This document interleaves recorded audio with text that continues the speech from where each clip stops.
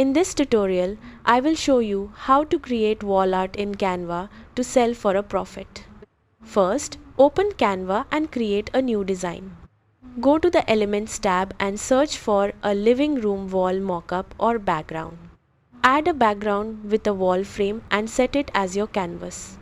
Now go back to Elements and search for Frame. Choose a frame that matches the wall in your background and place it on top of the wall area.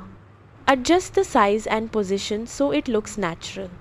Next, go to Elements again and search for Galaxy or any design style you want. Drag the image into the frame and Canva will automatically place it inside. Click on the image to adjust its position, zoom, or brightness. You can also add small elements like stars, text, or effects to make your design unique. Keep adjusting until your wall art looks clean and eye-catching. Once you are happy with your design, click on Share in the top corner. Click Download and choose PNG or PDF print for high quality.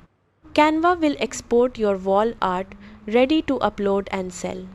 That is how you create wall art in Canva to sell for a profit.